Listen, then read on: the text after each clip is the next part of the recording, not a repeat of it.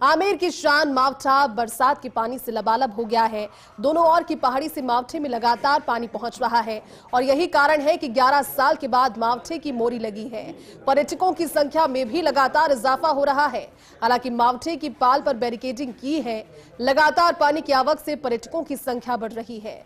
इस मौके पर मावठे की पाल से पानी की आवक का जायजा लिया हमारे एसोसिएट एडिटर निर्मल तिवारी ने।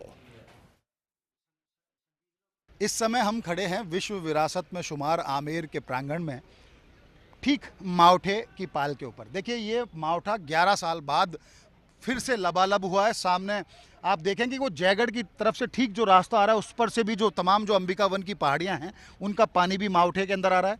केसर क्यारी आपको दिखाई देगी, जो लाइट एंड साउंड शो का हिस्सा है, वहाँ भी इतना पानी हो गया है कि केसर क्यारी के अंदर भी पानी चला गया है और जो जालियाँ थी उनसे कुछ गंदगी भी अंदर जा रही है। और ये ठीक मावठा है, मावठे की पाल। इधर आप देखेंगे दाईं तरफ तो दलाराम बाग आपको नजर आएगा, जिसे दिल ए आराम बाग भी कहा जाता है। उसके ठीक नीचे राम बाग है।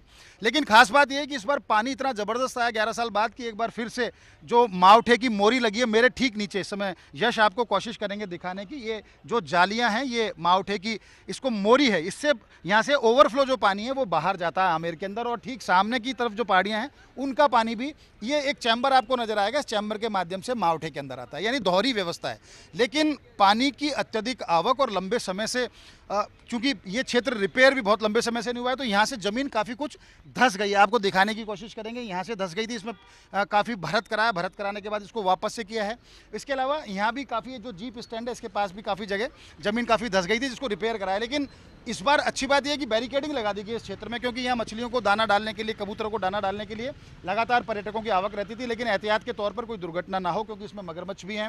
पिछले दिनों एक बच्ची के डूबने से मृत्यु भी हो गई थी, तो इस एहतियात के तौर पर सब किया गया। हमारे साथ यहाँ के यूँ कहिए कि स्टेक होल्डर्स हैं ये लोग, क्योंकि ये जब इस पूरी सिस्टम से जुड़े हुए हैं, यहाँ की ट्रैवल इंडस्ट्री से, यहाँ की टूरिज्म से जुड़े हुए हैं, किस तरह के हालात हैं इस बार और क्या देखा जा रहा है उसमें?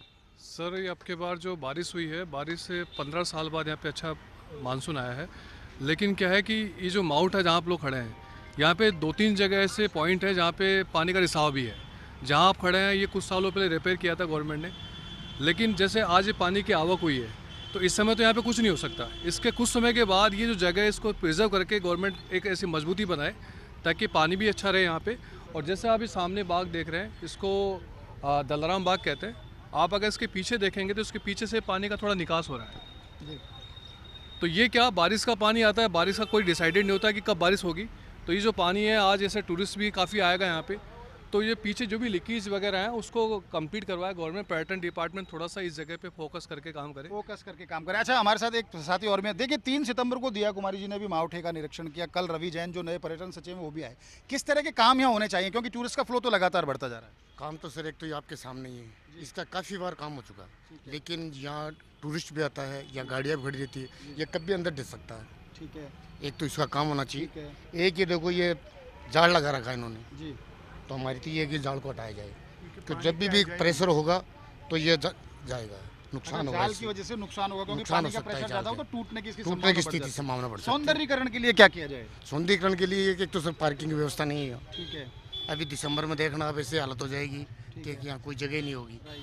एक ऊपर भी पार्किंग कोई व्यवस्था नहीं है, तो ये व्यवस्था कराई जाए। आपका क्या कहना है, क्योंकि अब टूरिस्ट का फ्लो तो सर्दी बढ़ने के साथ साथ बढ़ेगा और मावठा भरा है, तो इसमें क्या बोटिंग की, इसमें अगर हो तो कितना आकर्षण उससे बढ़ सकता है? पार्किंग की व्यवस्था किस तरह से हो और ट्रैफिक मैनेजमेंट को लेकर के भी क्या होना चाहिए? बोर्डिंग की तो होनी ही चाहिए जी, अच्छा लगेगा लोकेशन वगैरह, उसमें यह तो जरूरी है। और एक पार्किंग की समस्या ऊपर भी है, ठीक है, और यहाँ भी है, ठीक है। और ये किसको फोटो पॉइंट बोलते हैं उसको, वहाँ गाड़ियों की व्यवस्था होती है हमेशा। कोई मतलब प्रशासन की कोई ऐसी नहीं। अब तो प्रशासन करना चाहता है, वो मैं पूछ रहा हूँ कि क्या करना क्या चाहिए? मैं आपसे सर ये कहना चाहूँगा कि ये जो स्पॉट है, दिया कुमारी जी जो हमारे पर्यटन मंत्री वो भी आए थे यहाँ, इस जगह पे ये पार्किंग है। बताते हैं कि जब से देश आज़ाद हुआ तब से पार्किंग ही है। तो यहाँ से कुंडा 1 किलोमीटर है, 3 किलोमीटर आगे कुंडा पार्किंग पड़ती है। वहाँ जाके जो टूरिस्ट की गाड़ियाँ हैं, गवर्नमेंट ये डिसाइड करे कि पार्किंग वहाँ होनी चाहिए टूरिस्ट की, और जो यहाँ के लोकल लोग काम करते हैं उनकी पार्किंग यहाँ होनी चाहिए। क्योंकि यहाँ पे ट्रैवल होती है ट्रैफिक की। टूरिस्ट तो आता है यहाँ, लेकिन टूरिस्ट सही ढंग से इस पैलेस को देख नहीं पाता है। अभी आप जैसे आप यहाँ खड़े हैं, ये वॉकवे रास्ता है, अगर गाड़ी से आप जाते हैं तो अभी तो आप इजी तरीके से ऊपर जा सकते हैं, लेकिन थोड़ा सा सैटरडे संडे होगा तो आप वहाँ जाने के लिए आपको 30-40 मिनट स्पेंड करने होंगे। स्पेंड करने होंगे। देखिए बड़ी समस्या, पार्किंग आमेर की बड़ी समस्या है। ट्रैफिकिंग, स्मार्ट ट्रैफिकिंग होनी चाहिए, क्योंकि ट्रैफिक का जो कंजेशन है वो बहुत ज़्यादा है, जिसकी वजह से जैसे जैसे सर्दी बढ़ेगी टूरिस्ट का फ्लो, बीच में इस तरह की स्थिति भी आती है दिसंबर जनवरी की, जब टूरिस्ट एक दिन में 25 से 30 हज़ार टूरिस्ट भी आमेर देखने को आते हैं। अगर इनके साथ साथ 10,000 8,000 वाहनों की भी लगातार कतारें देखती है, तो कनक घाटी जल महल से लेकर कनक घाटी और पूरा दिल्ली रोड जो है वो पूरा ट्रैफिक जाम के हालात से गुजरता है, तो पर्यटक जो सोच करके आता है कि उसको जो देखना है, आमेर का वैभव देखना चाहता है, वो सामने शीश महल दिख रहा है उसमें देखना चाहता है, शीश महल के नीचे पुरानी वाटर कंजर्वेशन की जो पद्धति थी जिसको चड़स बोला जाता था उसको देखना चाहता है, उन पील घरों को देखना चाहता है। नीचे आप देखेंगे वो पील घर, पील यानी हाथी, हाथियों के घर थे जो चड़स को जिस तरह से हाथी खींचा करते थे, पानी ऊपर पहुंचाया करते थे। केसर क्यारी को देखना चाहता है, दिले आराम बाग को देखना चाहता है, रामबाग को देखना चाहता है। कहने का मतलब है कि जब वो हमारी संस्कृति से, हमारे स्थापत्य से अगर साक्षात करना चाहता है तो उसको उतना समय मिलना चाहिए, उसको उतनी सुविधाएं मिलनी चाहिए, क्योंकि वैसे भी ये तो विश्व विरासत में शुमार है।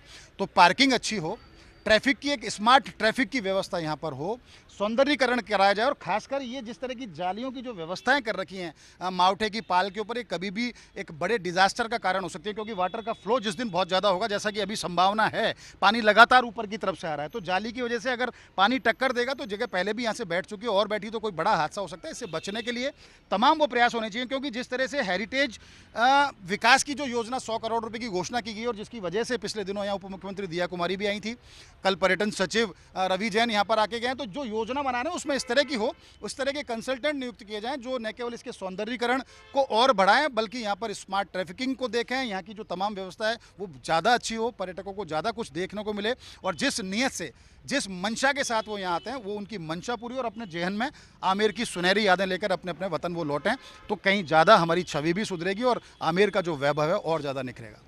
कैमरा पर्सन यश माथुर के साथ Nirmal Tiwari, first India news, Jaipur.